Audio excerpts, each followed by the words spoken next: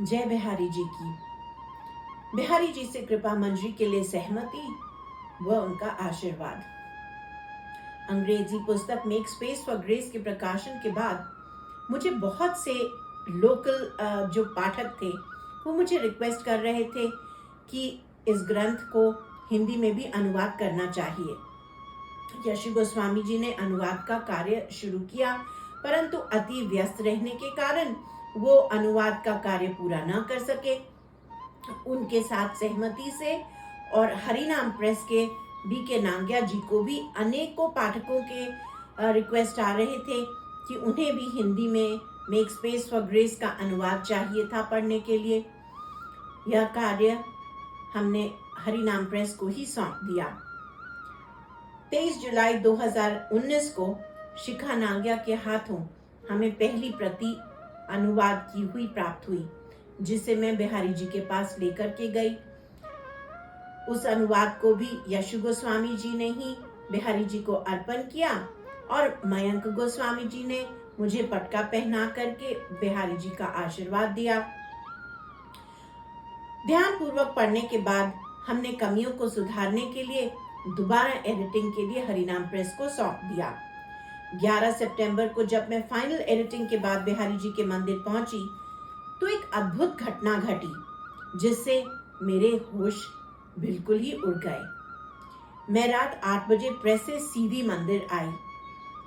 उस दिन के सिवाय मुझसे ज्यादा परिचित नहीं थे और मैं विचार कर रही थी कि मैं अपनी पुस्तक की यह प्रति किसको दूं।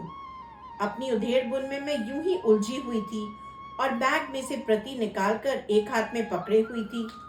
वीआईपी घटघरे में बहुत ही भीड़ थी। एक तरफ मुझे समझ नहीं आ रहा था कि मैं इस फाइनल एडिटिंग को किस गोस्वामी जी के हाथों बिहारी जी तक पहुंचाऊं, और दूसरी तरफ मैं भीड़ से भी जूझ रही थी। सडनली क्या हुआ कि बगल वाली सीढ़ियों की रेलिंग के बीच में से एक हाथ आया और उन्होंने मेरे हाथों से वो एडिट किए हुए जो पेपर थे वो खींच लिए। किसी को मेरे किताब की प्रति में क्या मतलब, उनकी क्या दिलचस्पी। घबरा कर मैंने सिर उठाकर देखा तो यशु गोस्वामी जी के हाथ में उन एडिटेड पेपर्स को देखा। मैं जानता हूं यह क्या है और इसका क्या करना है। उन्हें वहां देखकर मैं आश्चर्य और खुशी दोनों के ही भाव में भर गई। अगर मेरे सिवा कोई दूसरा है जिसे इस हिंदी के अनुवाद को की समझ है या जो इसके महत्व को समझ सकते हैं, वह केवल यशु गोस्वामी ही थे। इन्होंने कई अध्यायों का अनुवाद भी किया था। बिहारी जी की इस लीला से मेरी बुद्धि बिल्कुल ही सुन्न सी रह गई। मैं उनके सामने खड़ी होकर उन्हें नारंगी और गुलाबी लिबास में पहने हुए उनकी पोशाक को निहारती रही। फिर ऊपर जगमोहन में चली गई। मुझे ऐसा अनुभव हो रहा था जैसे बिहारी जी स्वयं इस ग्रंथ के लिए बेहद उतावले थे। इतने उतावले कि उन्होंने खुद यशु गोस्वामी जी को प्रेरित करके मेरी सहायता करने के लिए भेज दिया हो। यशु गोस्वामी जी ने मुझे बताया उन्हें कोई काम नहीं था। वो तो आज मंदिर में आए भी नहीं थे, परंतु न जाने अनायासी वो मंदिर आ गए और उन्होंने मुझे सीढ़ियों के पास देखा और वो समझ गए कि मैं कहाँ उलझी हुई हूँ। उस दिन 10 बजे के करीब शयन आरती और पोशाक सेवा करने के बाद जब मैं अपने निवास पर पहुंची तो मुझे बेहद भूख लग रही थी। ग्रंथ को बिहारी जी को अर्पण करने के दृढ़ निश्चय के कारण मैंने केवल सुबह का नाश्ता ही किया था। उसके बाद से बस ग्रंथ के काम में ही उलझी हुई थी। 8 बजे से 10 बजे तक मुझे बिहारी जी ने कई और अनुभूतियां दी उस दिन, और वे सब ग्रंथ से बेहद प्रसन्न हैं और शीघ्र उस पुस्तक के रूप में देखना चाहते हैं। बार बार मुझे बिहारी जी से यही अनुभूतियां प्राप्त हो रही थी। शब्दों में भाव को लिख पाना मुश्किल है। मैं यूं कहूं कि उनके प्रेम के समुद्र में बार बार गोते लगा रही थी, और वह भी स्वयं बिहारी जी के संग। बाहर से सब सामान्य ही प्रतीत हो रहा था। मन से मैं बिहारी जी के संग अंदर के जगत में चली गई थी। अगले दिन मुझे किसी विशेष कारण से दिल्ली जाना था।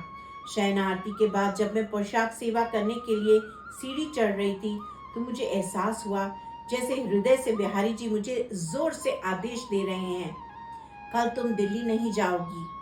अपना पूरा ध्यान केवल मुझ पर रखो और इस ग्रंथ पर रखो।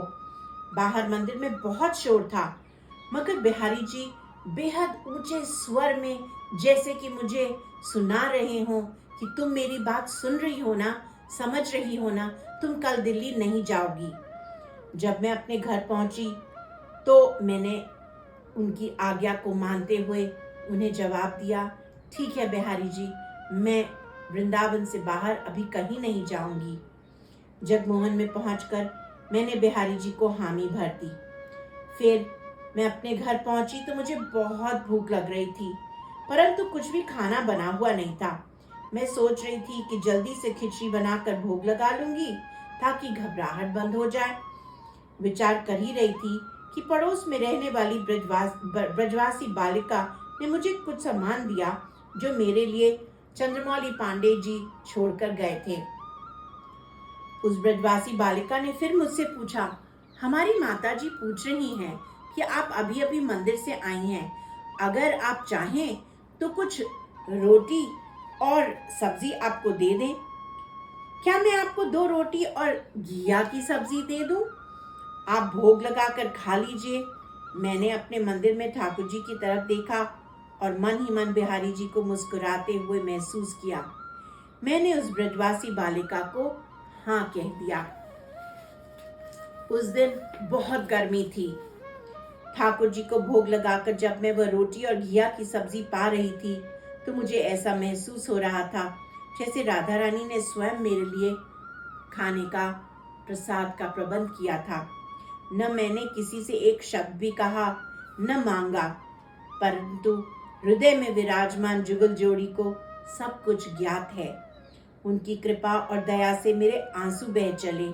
कौन कहता है कि भगवान को अपने भक्त की परवाह नहीं है? उन्हें जैसी परवाह है वैसी तो कोई भी मेरी परवाह नहीं करता। मुझे यह अनुभव करा दिया उस दिन उन्होंने। अगले पूरे दिन मैं बुधवार की लीलाओं में ऐसी डूबी रही कि बस बेसुध बिस्तर में ही लेटी रह गई।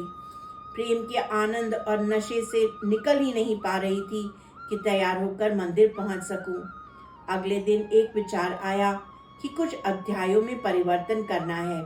मैंने बिहारी जी से निवेदन किया वे मार्गदर्शन करें। दोपहर तक उन्होंने स्पष्ट मार्गदर्शन कर दिया कि मैं क्या करूं और क्या न करूं। इस तरह पाठकों के पास यह हिंदी अनुवाद पहुंचा रही हूं। मेरे हर कदम, हर शब्द और हर भाव के पीछे बिहारी जी स्वयं हैं।